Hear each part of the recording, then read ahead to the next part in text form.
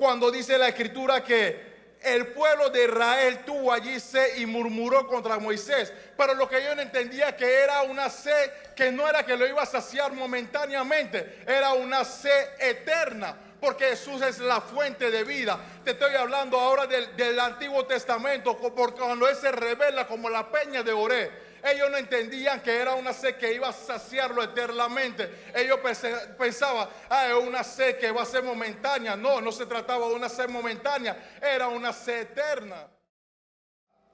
Se basaron en el texto de Juan, capítulo 19, 28, que dice: Jesús sabía que su misión ya había terminado y para cumplir la escritura dijo: tengo sed.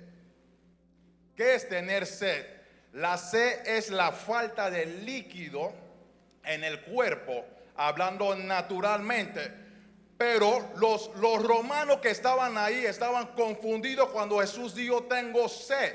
Él no se refería a una sed natural de un agua, porque la sed es algo que te vas a hacer momentáneamente. Él hablaba de una sed por la pasión por ti y por mí, por lo que estamos aquí sentados hoy día. Era una pasión por entregar su alma, era la necesidad vital de volver al Padre. Esa es la realidad del texto cuando Él dice: tengo sed.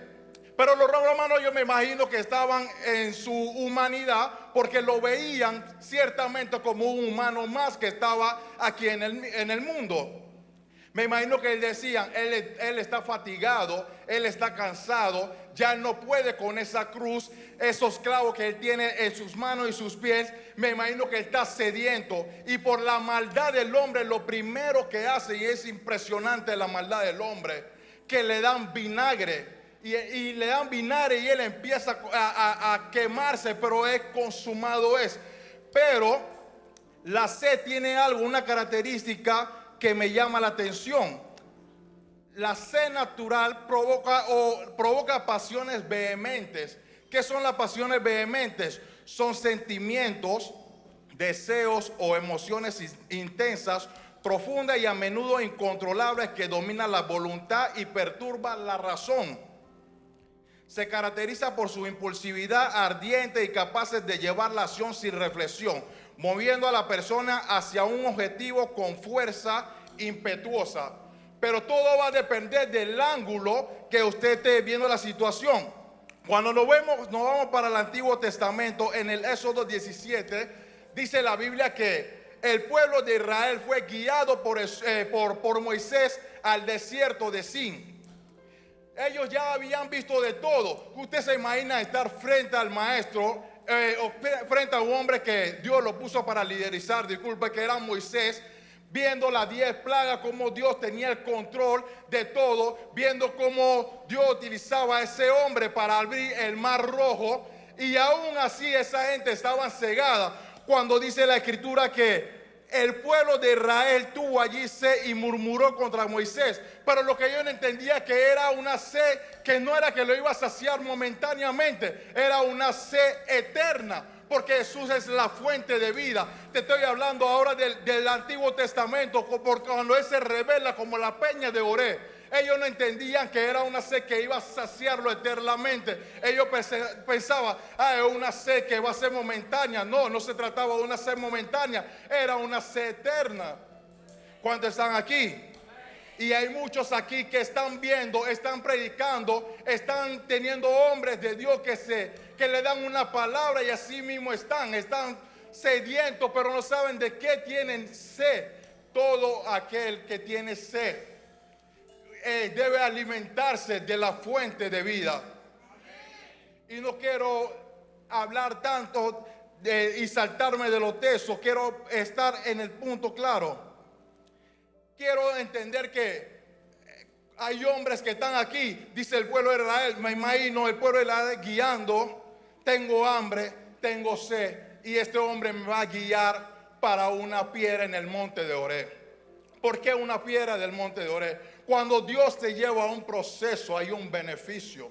Cuando Dios está guiando, no somos los mismos guiados por los que están en el mundo. Nosotros somos guiados para su voluntad. El desierto te revela la voluntad de Dios, que es buena, agradable y perfecta. Necesitamos una generación que diga como Moisés: muéstrame tu gloria. Aún viendo todo el mar abrirse, decía: muéstrame tu gloria, tengo sed de ti, quiero saber qué tú tienes preparado para mí. No podemos estar aquí pensando que esa necesidad nos va a saciar, y ya hay una necesidad eterna, y eso lo entendieron esos grandes hombres de Dios.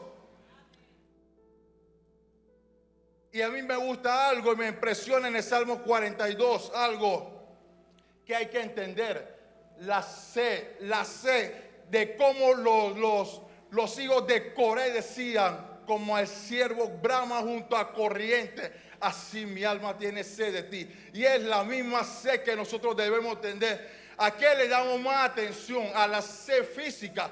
Esto, yo puedo tomar un poco de agua y esto me seguirá dando sed, pero hay una sed que te llena y te seguirá dando vida, que es la sed de Cristo.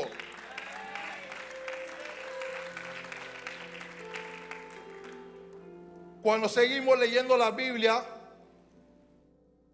él estaba en Samaria y se encuentra con una mujer tsunamita, samaritana, disculpa. Me imagino que esa mujer estaba cansada y fatigada de las situaciones del día. No sabía qué hacer. Ella sentía que el pozo de Jacob era lo único que podía saciarla. El cansancio, me imagino ella cargando todos los días algo para poder saciar su sed. Pero me gusta que le llegó alguien a un encuentro, que era Jesús. Jesús se encuentra con ella en el pozo y le pide agua, y ella no sabe ni quién es que le está pidiendo agua. Y él le dice: si tan solo tú supieras que el que te está pidiendo agua es el mismo que te puede dar ese agua que saciará tu sed. Y él le recuerda algo y él le menciona, y no es malo cuando Jesús tiene que confrontarte y dice: ve donde tu marido. Y ella le dice: pero yo no tengo. Y él le dice: es cierto, tienes 5 y aún el que tiene no es tuyo. Pero no se trataba que él quería revelarle o exponerle su pecado. Era para que ella pudiera saber que el que estaba delante de ella era el único que podía saciar esa sed que ella tenía. Y me impresiona que lo primero que ella hace, como muchos de los que están aquí, amados, la sed se comparte. Una de las cosas que ella entendió, que ella tenía que ir a compartir esa sed. Si alguien te pide agua, ¿cómo vamos a hablar de algo que ni siquiera hemos experimentado? Hay muchos que estamos aquí y tan secos y tan muertos, tan necesitados, y prefieren huir a las cosas sin saber que la fuente ya fue revelada a la vida. En la cruz del Calvario Él está ahí y dice: consumado es, tengo sed. Yo me imagino esos romanos ahí: denle que le arda el cuerpo, pero me llamó la atención de alguien que habían dos personas más con Jesús en la cruz, y uno le dice: acuérdate de mí cuando estés en tu reino. Pero para que él haya entendido eso, él tuvo que haber tenido una sed, una necesidad, y reconoció esa fuente que le daba vida, para que él le haya pedido a alguien que está en la cruz con él: llévame al paraíso. Él tuvo que ver esa fuente de vida.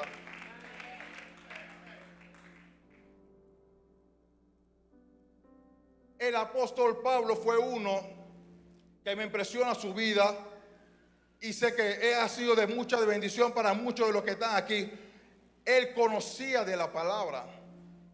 Dice la Biblia: convertido y arrepentido. Hay muchos que conocen, pero no se han arrepentido. Hay muchos que leen, mas no han conocido la fuente. Hay muchos que oran y dicen: yo creo en ti, Dios, pero no han tenido ese acercamiento con esa fuente. Prefieren conectarse con gente incorrecta antes de con la fuente. Tuvo un encuentro, tuvo ciego, y de ese día para acá ese apóstol es uno de los referentes del evangelio, porque se encargó de alborotar Tesalónica, como había sido uno de los lemas hoy de Arde. Él se encargó de llevar el mensaje de la fuente. Tenemos que predicar lo que consumimos, y yo le aconsejo que consuma la fuente de vida. Todo aquel que bebe de ese agua y diga tengo sed, tendrá sed por la justicia, por la palabra y por el pueblo de Dios.